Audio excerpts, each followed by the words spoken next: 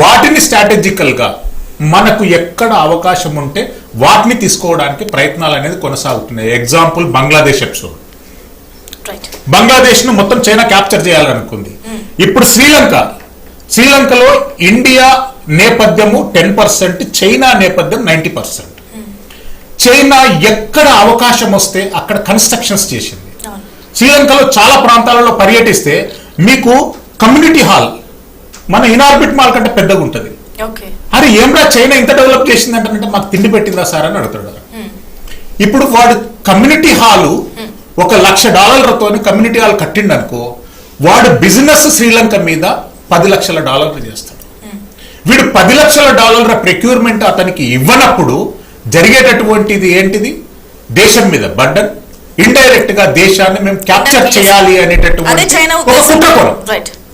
ఆ అవకాశాల నుండి బయటపడాలి అంటేనంటే అమెరికా, చైనాకు మద్దతుగా ఉన్నటువంటి దేశాలు, రష్యా ట్రంప్ ఆధిపత్యాన్ని ఎప్పుడు వ్యతిరేకించదు.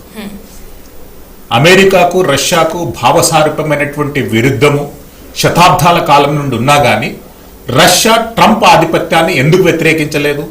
జార్జ్ డబ్ల్యూ సీనియర్ ఉన్నప్పుడు ఎందుకు వ్యతిరేకించలేదు? జార్జ్ డబ్ల్యూ జూనియర్ ఉన్నప్పుడు ఎందుకు వ్యతిరేకించలేదు అనేటటువంటి 1000 మిలియన్ క్వశ్చన్. అది డిఫరెంట్ సబ్జెక్ట్ అనమాట. దాంట్లోకి పోకుండా ఏంటంటే దేశం మొత్తం ఇప్పుడు చైనా సపోర్టింగ్ దేశాలు, నాన్ చైనా సపోర్టింగ్ దేశాలు, డెవలప్మెంట్ దేశాలు, అండర్ డెవలప్మెంట్ దేశాలు అనేటటువంటి ఫెనామినాలో డివైడ్ అయింది. అందు గురించి ట్రంప్ కానీ అమెరికా కానీ ఈ అగ్రెసివ్ మెకానిజం అంటే క్యాప్చర్ మెకానిజం మీద ఫోకస్ చేస్తున్నారు. ఇప్పుడున్నటువంటి పరిస్థితుల్లో కెనడా స్ట్రాంగ్ కంట్రీ, కానీ సేఫ్టీ సెక్యూరిటీ పరంగా అక్కడ జరుగుతున్నటువంటి పరిణామాల పరంగా అమెరికా లాంటి స్ట్రిక్ట్ అండ్ స్టింజెంట్ లా అనేటటువంటిది అక్కడ అవసరం. రైట్ యష్ గారు, అంటే 45 lakhs మెంబర్స్ మన ఇండియన్స్ ఉంటే అమెరికాలో, దాంట్లో 12 లక్షల మంది మన తెలుగు వాళ్ళే ఉంటారు ఈ 2 states నుంచి. అంటే ఇంకా ఉపాధ్యక్షుడు పదవి కానీ అమెరికాలో మన తెలుగు వాళ్ళు ఎక్కడో మూలాలు అయితే ఖచ్చితంగా ఉంటాయి. సో ఏమైనా చాలా మంది ఎక్స్పెక్ట్ చేస్తుంటే మన మూలాలు ఉన్న వ్యక్తి అధికారంలో ఉన్నారు కాబట్టి మనకి ఏదో బెనిఫిట్ చేసేస్తారు అని ఎక్స్పెక్ట్ చేస్తూ ఉంటారు. నిజంగా ఎడ్యుకేషన్ పరంగా కానీ లేదంటే మన ఎంప్లాయీస్ వెళ్తున్నప్పుడు కానీ నిజంగా అలాంటి బెనిఫిట్స్ ఏమైనా ఉంటాయా మన వాళ్ళకి? I don't think so అండి అట్లా ఏం లేదు. బట్ నేను I saw in one of the interview president Trump కూడా చెప్పింది ఏంటంటే స్టూడెంట్స్ ఎవరైతే మాస్టర్స్ చేయడానికి వస్తారో వాళ్ళకి డైరెక్ట్ గ్రీన్ కార్డ్ ఇస్తామని కూడా ఒక ఇంటర్వ్యూలో చెప్పినారు. బట్ మొత్తానికి నేను చెప్పేది ఏంటంటే all he need is the talent. Talent ఉన్న వాళ్ళను ఎప్పుడు కూడా ఆపడానికి రెడీ లేదు. They need talent. ఒకవేళ కనుక టాలెంట్ ఉంటే వాళ్ళకు వీసాస్ ఇవ్వడానికి వాళ్ళకి ఎటువంటి ఇష్యూ లేదు. అండ్ మోర్ ఓవర్ ఏంటంటే ఇప్పుడు బైడెన్ గవర్నమెంట్ లో నేషనల్ ఇంట్రెస్ట్ వేవర్ ప్రోగ్రామ్ కింద కొన్ని కొత్త పాలసీస్ పెట్టారు. అండ్ ఆల్సో ఓవన్ వీసా అని స్కిల్డ్ స్పాన్సర్ వీసాకి సంబంధించి కూడా ఈ has some different stringent laws ఉన్నాయి. సో అవన్నీ కూడా ఇప్పుడు ప్రెసిడెంట్ ట్రంప్ అవన్నీ రివైజ్ చేస్తున్నారు in favour to these things. So overall గా ఏంటంటే టాలెంట్ ఉన్న వాళ్ళకి US is always a good country. అంటే నేను ఇండియా కాదంటారా? No, I'm an Indian. నేను యుఎస్ లో 16 years ఉన్నాను. బట్ ఎప్పుడు కూడా US is a beautiful country.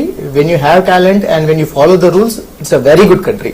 అంటే మన వాళ్ళు తప్పు చేస్తే తప్ప వాళ్ళు యాక్షన్ తీసుకోరు. అండ్ ఇంతకుముందు సార్ చెప్పిన దాంట్లో కూడా I have a student who caught under DUI అంటే డ్రంక్ అండ్ డ్రైవ్ లో పట్టుకున్నారు.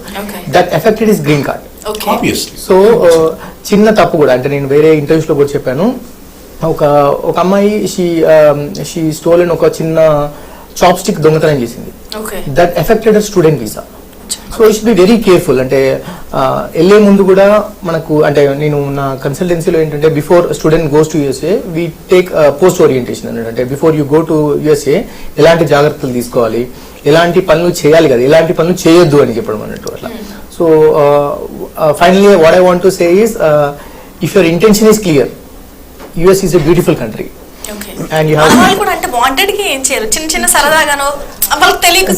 తెలిసి తెలియకంగా అది తప్పే. అది even it's $1 or $100, it's dollar అయినా సరే that comes under A criminal activity.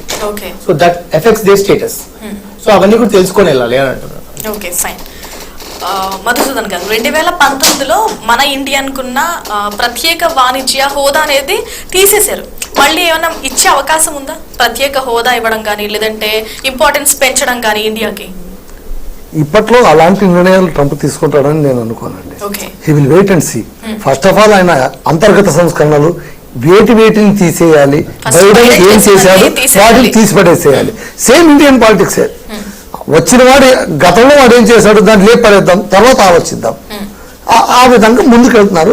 చూడాలి ముందు అంటే ఆయన అగ్రెసివ్నెస్ ఎంతవరకు ఉంటుంది, కేవలం అమెరికాకే పరిమితం అవుతుందా, చైనాకే పరిమితం అవుతుందా, మిగిలిన దేశాలపైన కూడా ఏమైనా కన్నెర్ర చేసేందుకు అవకాశాలు ఉన్నాయా, ఇవన్నీ చూడాలి. కాకపోతే మోడీతో అతనికి ఉన్నటువంటి అంటే మోడీతో ఏమి చెడ్డి దోస్తులు కాదు వాళ్ళేమి, కాకపోతే ఒక India representative as Indian representative కూడా వచ్చింది, ఇవాంకా ట్రంప్ కూడా వచ్చింది. ఆ స్టేడియం ఇనాగ్రేషన్ చేస్తున్నప్పుడు చాలా హంగామా జరిగింది. సో అది మళ్ళీ రిపీట్ అవ్వచ్చా? ఏముందండి భారత్ పర్యటనకు వస్తానని చెప్పేశాడు కదా, ఇప్పుడు వస్తా అని చెప్పారు కదా, వస్తారు. వచ్చినప్పుడు అదే పూర్ణ కుంభ స్వాగతం ఉంటుంది, పూజారులు వచ్చి మంత్రాలు చెబుతారు, దాన్ని ఏదో వింతగా చూస్తారు. ఇది క్రైటీరియా కానే కాదు. అసలు కథ అసలు వ్యాపారం లోపల జరుగుతుంటాయి. అక్కడేమైనా లెక్కలు తేడా వస్తే దాని లెక్క వేరుగా ఉంటుంది. అంటే నేను చెప్పిన దానికి సప్లిమెంట్ గా అంటే తెలుగు వాళ్ళకు ఇంపార్టెన్స్ ఎట్లా ఉండబోతుంది అంటే దానికి ఒక ఎగ్జాంపుల్ ఏంటంటే అమెరికాలో ఉన్నటువంటి 8 ప్రధాన నగరాలలో తెలుగు అనేది సెకండ్ లాంగ్వేజ్. 2 స్టేట్స్లలో తెలుగు అనేది సెకండ్ లాంగ్వేజ్. ఇండియన్ డిస్ప్రోక్ మాట్లాడినామనుకోండి, దీపావళి అధికారికంగా సెలబ్రేట్ చేసేటటువంటి పండుగ అమెరికన్ గవర్నమెంట్ చేస్తుంది. ఇంకా అంతకంటే ఇంపార్టెన్స్ ఎక్కువేం కావాలి.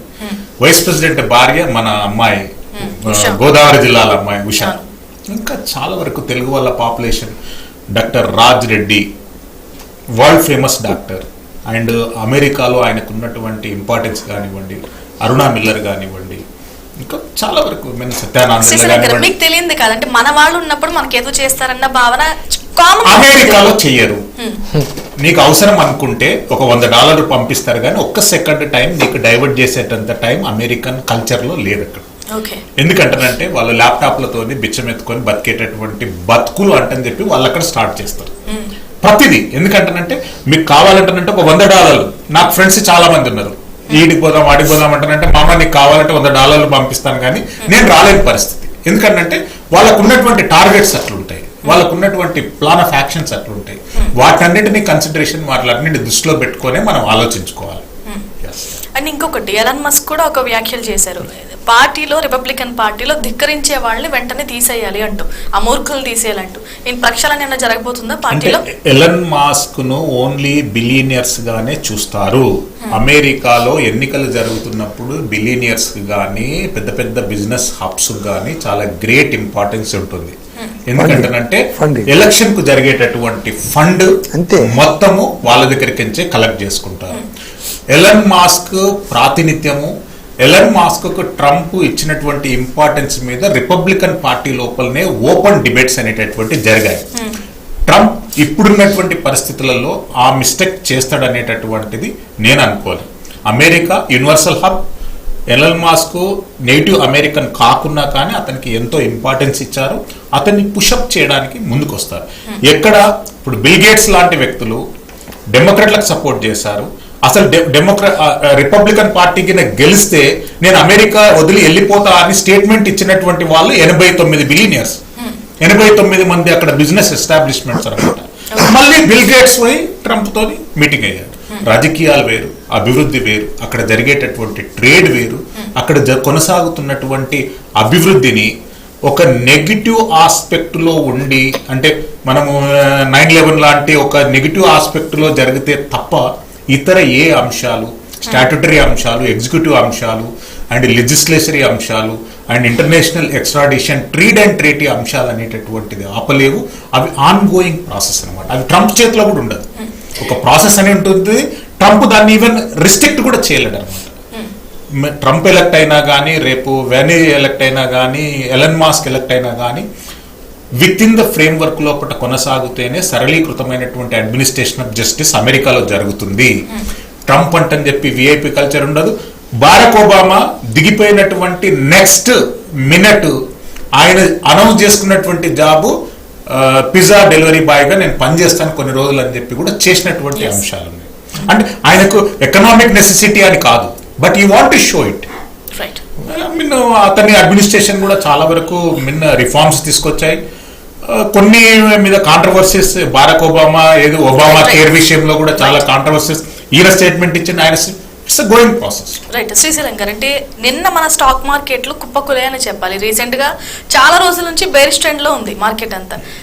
అంటే ఎలా తీసుకుందంటారు మార్కెట్? అంటే స్టాక్ మార్కెట్స్ ఇన్స్టెబిలిటీ మీద అనేటటువంటిది ఒక టెక్నికల్ ఒపీనియన్, ఒక ఎక్స్పర్ట్ ఒపీనియన్ అనేటటువంటిది ఇచ్చినటువంటి వాళ్ళు భూమి మీద ఎవరు బతికలేరండి. ఓకే. హిడెన్బర్గ్ ఆదాని మీద స్టోరీ రాస్తే తగ్గిపోతుంది. క్లోజ్ కుంభమేళాలో ఫైర్ యాక్సిడెంట్ జరిగితే కూడా తగ్గిపోతుంది.